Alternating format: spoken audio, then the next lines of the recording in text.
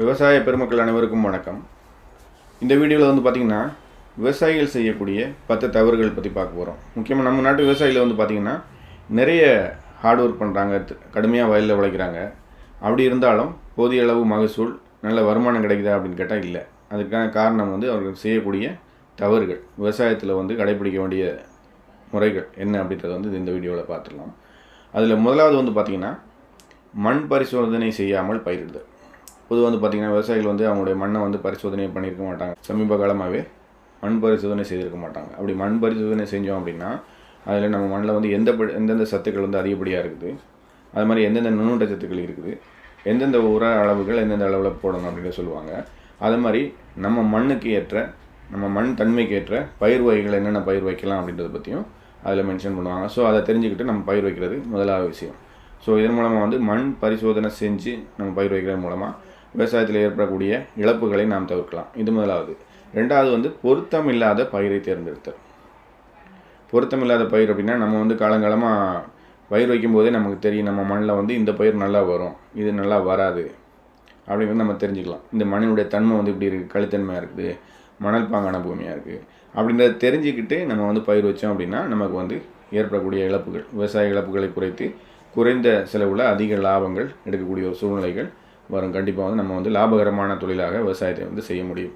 அடுத்தது வந்து பார்த்திங்கன்னா அளவுக்கு மீறிய ரசாயன உர பயன்பாடு. இது வந்து பெரும்பாலான விவசாயிகள், நிறைய விவசாயிகள் செய்யக்கூடிய ஒரு தவறு வந்து பார்த்திங்கன்னா இந்த ரசாயன உரங்களை வந்து அதிக அளவில் பயன்படுத்துவது. குறிப்பாக வந்து நானே நிறைய வயல்களில் பார்த்துருக்கேன். சேறு கலக்கும்போது, அதாவது நடவின் போதே வந்து அவங்க வந்து அடியில் போடுற உரம், அந்த அடி உரமாக போடும்போதே வந்து பார்த்திங்கன்னா அந்த பயிர் வைக்கிறதுக்கு முன்னாடி, பயிர் நடவுக்கு முன்பாகவே வந்து ஏக்கருக்கு 3 மூட்டை அல்லது 4 மூட்டை அளவுக்கு ரசாயன உரங்கள், குறிப்பாக வந்து காம்ப்ளெக்ஸ் உரங்களை வந்து அதிக விலை கொடுத்து வயலில் இடுவது. அதனால் வந்து பார்த்திங்கன்னா மண்ணினுடைய தன்மை மாறுவது மற்றும் வந்து சுற்றுச்சூழல் வந்து கெட்டு போவது மட்டும் இல்லாமல் நமக்கு வந்து அதிகப்படியான செலவினங்கள், விவசாயத்தில் அதிகப்படியான செலவுகள் வருது, ஆனால் அந்தளவுக்கு லாபங்கள் வருவதில்லை. இது வந்து மண்ணையும் கெடுத்துருது. இது வந்து 3வது விஷயம். அப்புறம் 4வது வந்து பார்த்திங்கன்னா பூச்சிக்கொல்லிகளை சரியான முறையில் பயன்படுத்தாமல் இருப்பது. பொதுவாக வந்து பார்த்திங்கன்னா பூச்சிக்கொல்லிகளை வந்து சரியாக பயன்படுத்தாமல் இருப்பாங்க. அதாவது வந்து எந்த பிரச்சனை, என்ன பூச்சி, அதுக்கு எந்த மருந்து கொடுத்தா கரெக்டாக இருக்குன்றதை தெரிஞ்சுக்கிட்டு, அல்லது வந்து சரியான கடையை தேர்வு செய்து, அல்லது சரியான மருந்து விற்பனையாளரை தேர்வு செய்து நம்ம கொடுக்குறது மூலமாக என்ன பிரச்சனை அப்படின்றத வந்து அக்யூரேட்டாக பார்த்து அதுக்கு தேவையான தகுந்த டோஸ். உதாரணமாக வந்து பார்த்திங்கன்னா ஒரு 10 லிட்டர் தண்ணிக்கு 25 30 மில்லி நம்ம சொல்கிறோம் அப்படின்னா அவங்க வயலில் பயன்படுத்தக்கூடியது 10 லிட்டர் தண்ணிக்கு 50 மில்லி வரைக்கும் கூட பயன்படுத்துவாங்க. இது வந்து உங்களுக்கு வந்து அதிகப்படியான செலவினங்களையும் அதிகமாக்கும். அது மாதிரி வந்து நமக்கு வரக்கூடிய லாபங்கள், செலவினங்கள் அதிகமாக மட்டும் இல்லாமல் லாபங்கள் குறையும். அது மாதிரி வந்து சுற்றுச்சூழலும் பாதிக்கப்படும். அதை வந்து நம்ம தவிர்க்கிறது மூலமாக நம்ம வந்து லாபகரமான ஒரு விவசாயத்தை வந்து செய்ய முடியும். அப்புறம் வந்து நீர்ப்பாசனத்தை சரியாக திட்டமிடாதது. ஒன்று அதிகப்படியாக அடிக்கடி தண்ணி பாய்ச்சுறது, அல்லது தண்ணி வந்து மிக குறைவாக பாய்ச்சுவது. குறிப்பாக நமக்கு தெரியும் குளிர்காலங்களில் நம்ம மண்ணுக்கு ஏற்ற மாதிரி குளிர்காலங்களில் நமக்கு வந்து எத்தனை நாளையில் அந்த ஈரம் வந்து காஞ்சி போகுது. வயலில் வந்து நம்ம ஒரு இடம் தண்ணி கட்டிட்டோம் அப்படின்னா எத்தனை நாளில் நம்ம வயலோட ஈரம் வந்து குறைஞ்சிருது, எத்தனை நாள் கழித்து நம்ம ஏன்னா பயிர்லேயே அந்த அறிகுறி தெரிய ஆரம்பிக்கும். குறிப்பாக பயிரினுடைய வேர் பகுதியில் வந்து அந்த நம்ம பாய்ச்சின தண்ணியினுடைய ஈரம் குறைஞ்சிட்டே வரும்போது பயிர் வந்து வாடுவது போன்று அல்லது வந்து லேசாக காய்வது போன்ற தெரியும். அப்போ அதுக்கு முன்பாகவே நம்ம தண்ணி கட்டணும். அதுக்காக ஃப்ரீக்வெண்ட்டாக அடிக்கடி நம்ம தண்ணி கட்டிட்டு இருந்தாலும் அந்த பயிர் வந்து நல்லா இருக்காது. எப்போவுமே தண்ணியில் இருந்தாலும் பயிர் வந்து நல்லா இருக்காது. அது மாதிரி நெல் போன்ற பயிர்களை கூட அப்பப்போ தண்ணி வந்து வடியை விட்டு தண்ணி கட்டுறது மூலமாக நல்ல ஒரு மகசூலை எடுக்க முடியும் அப்படின்றது வந்து நம்ம வந்து நிறைய வீடியோக்களில் ஏற்கனவே சொல்லியிருக்கோம். ஸோ அது வந்து நீர்ப்பாசனம் சரியான அளவில் கொடுக்குறது. இல்லை நம்ம வந்து சொட்டு நீர் பாசனம் அமைச்சு அது மூலமாக சரியான அளவில் கொடுக்குறோம் அப்படின்னாலுமே சொட்டு நீர் போட்டுட்டு நிறைய பேர் பண்ணக்கூடிய தவறு பார்த்திங்கன்னா ஒரு நாளைக்கு ஒரு 1 மணி நேரம் அல்லது அரை மணி நேரம் போட்டால் போதும். அப்படி போட்டு அடுத்து வந்து 5 நாள் கழித்து திரும்ப ஒரு 1 மணி நேரம் போட்டால் போதும் அப்படின்னு நினைக்கிறாங்க. அப்படி கிடையாது. நீங்கள் தேவையான அளவுக்கு சரியான அளவுகளை கொடுக்கணும். எப்போவுமே வந்து ஒரு குறிப்பிட்ட ஈரப்பதம் இருக்கணும், அப்புறம் ஒரு நாளைக்கு காயணும், அப்புறம் ஈரப்பதம் இருக்கணும். அந்த மாதிரி தொடர்ச்சியாக வந்து காய விட்டு ஓரளவுக்கு வந்து நல்லா தண்ணி இருக்க மாதிரி கொடுத்தீங்கன்னா தான் அந்த பயிர் வந்து நல்ல ஒரு வளர்ச்சி கிடைக்கும். தண்ணி வந்து நம்ம வந்து அனுபவத்தின் மூலமாகவே அது உணர்ந்துக்க முடியும். அடுத்து வந்து பார்த்திங்கன்னா தரமான விதைகளை பயன்படுத்தாதது. நிறைய விவசாயிகள் செய்யக்கூடியது முக்கியமான தவறு இந்த விதைகள். குறிப்பாக வந்து பார்த்திங்கன்னா சொந்தமாக நம்ம விதை வந்து தயார் பண்ணுறது. பொதுவாக நாட்டு ரகங்களில் அந்த பிரச்சனை வராது. ஆனால் வந்து ஹைப்ரிட் ரகங்களில் வந்து நம்மளே விதை வந்து அதுலேருந்து எடுக்கும்போது அது நம்ம உற்பத்தி பண்ண, அதாவது நம்ம விளைய வச்ச ஹைப்ரிட் ரகங்களில் திரும்பவும் அதே மகசூல் வருமானு கேட்டால் அது வந்து பாதிப்பாகிறதுக்கான வாய்ப்புகள் மிக மிக அதிகம். அதனால் நாட்டு ரகங்களாக இருந்தால் நீங்கள் இந்த விதைகளை வந்து தேர்ந்தெடுத்து நம்ம காலங்காலமாக வச்சுருக்கோம், அதை வச்சு நம்ம பயன்படுத்துகிறோம் அப்படின்னா பிரச்சனை கிடையாது. ஆனால் நீங்கள் கடையில் வாங்கக்கூடிய ஹைப்ரிட் ரகங்கள் திரும்ப வந்து நீங்கள் பண்ணும்போது மகசூல் குறைவதற்கான அல்லது மகசூல் வந்து பாதிக்கு மேல் குறைவதற்கான வாய்ப்புகள் அதிகமாக இருக்குது.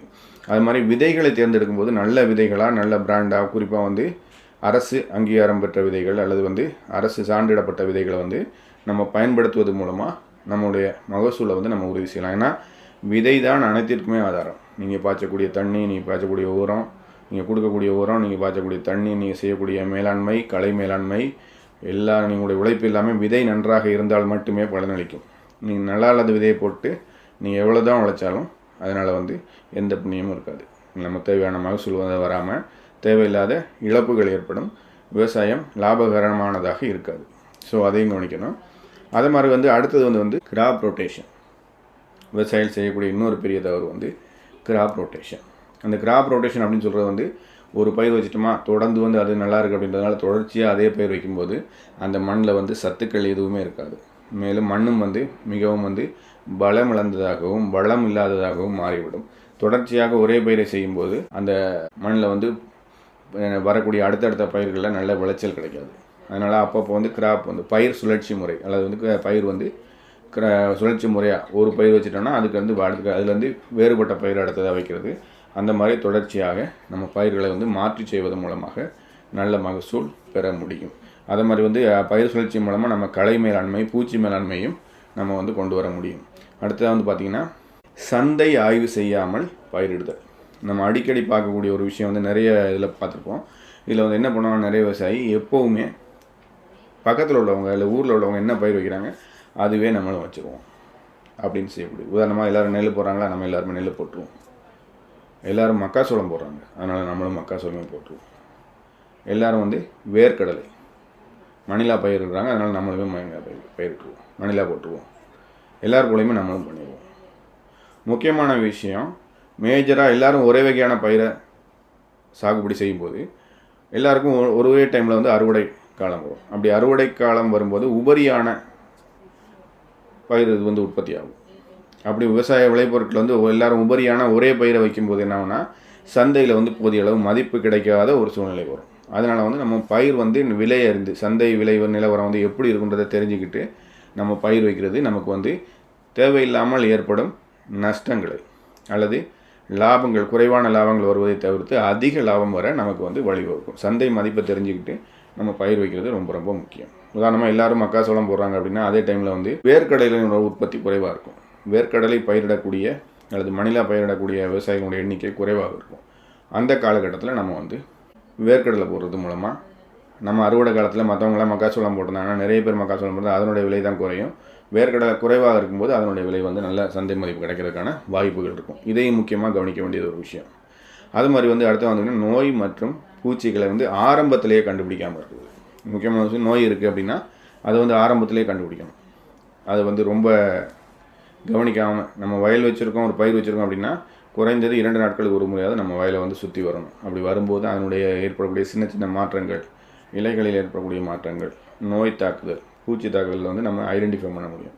எல்லா பயிரும் ஒரு மாதிரி இருக்குது, இந்த ஒரு பயிர் மட்டும் வித்தியாசமாக இருக்குது அப்படின்றத வந்து அந்த சரியான ஒரு விவசாய ஆலோசகர் அல்லது வேளாண் தொழில்நுட்ப ஆலோசகரை கொண்டு போய் கேட்கும்போது அவங்க அதற்கான சரியான தீர்வுகள், சரியான மருந்துகளை சொல்லுவாங்க. அதை வாங்கி பயன்படுத்தி நம்ம வந்து பயிர் சேதத்தை தவிர்த்து ஒரு முழுமையான நல்ல மகசூலை பெற முடியும்.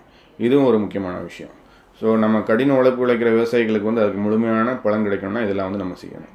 இன்னொன்று, புதிய தொழில்நுட்பங்களை பயன்படுத்தாமலேயே இருப்பது.